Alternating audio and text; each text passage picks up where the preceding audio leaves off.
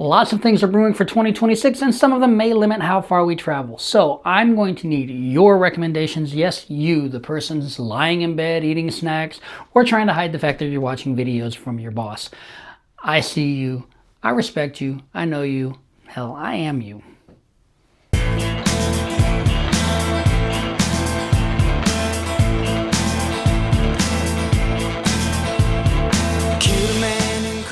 Hey folks, Happy New Year and welcome back to the Down the Road Travel Channel. My name is Will Van Winkle and this officially kicks off year 4 of the channel. Proof that somehow I have not wandered off into the woods or gotten lost or been abducted by a rabid family of Bigfoot yet.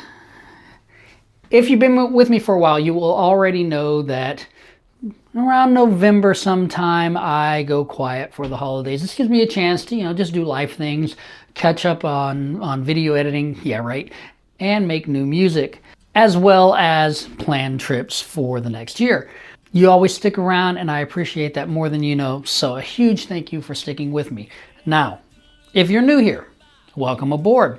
We did have quite a bit going on in 2025. We did our Disney trips as usual. We spent some time over at Universal Studios. We went to Belize and we did some snorkeling and we explored a Mayan ruin. What else did we do? Campground reviews, just all kinds of stuff.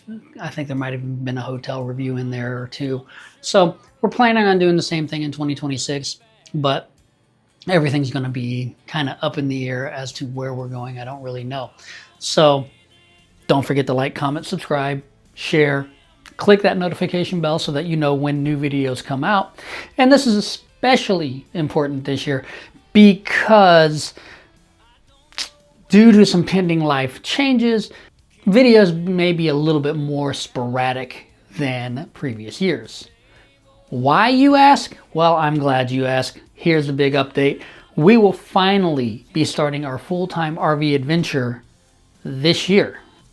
Now, some of you may be wondering, Will, if you're going full-time in the RV, how does that mean fewer trips?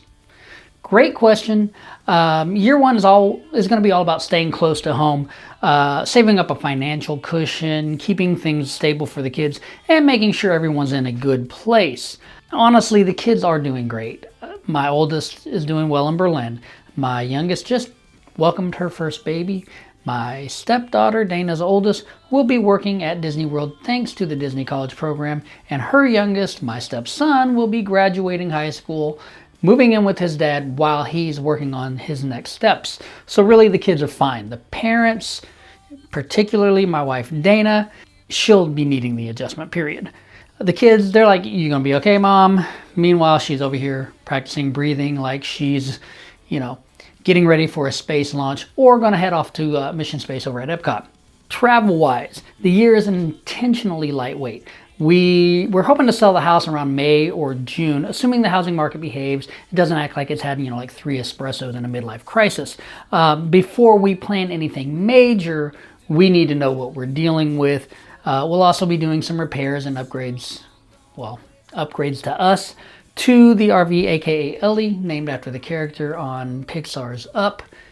Great movie, actually my wife's favorite movie. This character didn't get to go on all the adventures, so if you haven't seen the movie, I'm not going to spoil it for you, but go see it. It's not a bad movie, or rent it, or look at it on Disney Plus or whatever. While we're here, I want to point out something that I've been using in the RV, or at least trying to, like these UtlraSonic animal repellent things sold in a twin pack by JahyElec. I pulled these out of the box. I was immediately concerned with how lightweight they were. Turned them on, noticed a clicking and a little bit of a red light. And there was a quiet beep, but it was intermittent. It sounded like it came through a very bad speaker. I figured maybe it was a bad speaker, maybe it's crappy wiring, maybe that's how it's supposed to be because it's supposed to be annoying to the point where it irritates squirrels and rodents and stuff. After a week, it stopped working completely. So this garbage is going back to Amazon. We had a fuel leak in the line between the gas tank and the generator, and that's pretty far down on the gas tank. so that once you reach a certain point, the generator will automatically cut off and you have enough gas theoretically to get to another gas station. This was either done by birds who have been pretty aggressive at our house, and they've ripped off a rubber seal that leads into the house by pipe. So I wasn't sure if it was squirrels or birds. Most likely candidate would be squirrels. So I got these things thinking I could deter them and keep them away from things. But after getting them, let me just say, my advice to you would be save yourself the trip to Staples or Kohl's or UPS store, wherever you're returning these, and just don't buy this crap. Something I assume that does work, and I've been using these for years, are these little, if I can reach it, got it plugged in down here somewhere. These are little UtlraSonic mouse repellents also. They plug into standard outlet. I've been using these for years in the house, and this one by Bell and Powell in the RV. It has a little clicking sound to it, and I've never had any mice in the RV, so I assume that's because of this, because my truck, which I park right next to the RV, and you can actually see it a little bit behind me there, until I open the door all the way. I had a mouse in the truck, parked right next to the RV. There was food in the RV, no food in the truck, and there was a mouse in there.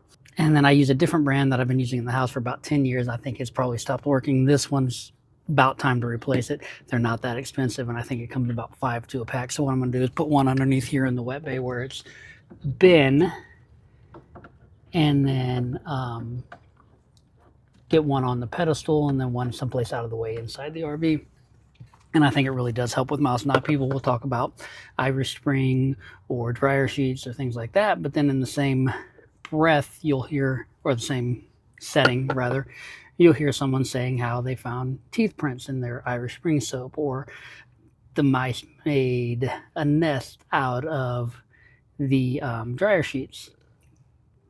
They don't work. I mean, like, it may seem like it's working because you just haven't gotten into a situation where you've had a mouse, but I've been in a situation where there was a mouse in another vehicle parked next to a vehicle with food in it, and the mouse was in the vehicle without the food. And I think this is the reason. I can't guarantee it, but seems pretty likely that this was a deterrent. Now, for both these products, I will have links in the video description if you want to check those out. Again, I don't recommend the UtlraSonic Pest repellent thing that goes outside that's solar powered. Like I said, it stopped after a week. This other thing, been using it in the RV for 5 years, never had a mouse in here, had a mouse in the truck. The other brand that I use, which I don't have off the top of my head, I'll probably put a link to it in the description below if I can find it. Been using it for about 10 years. It's about time to replace it. But I found a mouse in my apartment one time when I was living in an apartment, and got this thing, never saw another mouse, and it's been through 2 apartments and the house that I'm currently in, so might be time to get rid of that one and replace it with something else. But if you have something that works tried and true and you know for a fact that it does work, let us know in the comments below. Now, because we're looking at more local destinations, that's where you come in. If you have recommendations for places within, say, 5-hour drive of Nashville, drop them in the comments below. Day trips, weekend trips, weird roadside attractions, haunted soda machines, whatever you have, I want to hear it. Leave that for me in the comments below. We did squeeze in our annual Christmas trip to Disney World, which is probably our last annual Christmas trip to Disney World for a while anyway. And I'll have some videos coming out about that, including like navigating the Rider Share, Rider Swap program, whatever you want to call it, or the Rider Switch. I've heard it called 3 different things, and I don't know the official name. I'll also share updates that I picked up while we're there. But if you want the full Disney encyclopedia, check out Disney Food Blog, Paging Mr. Morrow, All Ears, Tim Tracker, Mammoth Club, etc. Basically, anyone who goes to Disney more than I go to my own kitchen.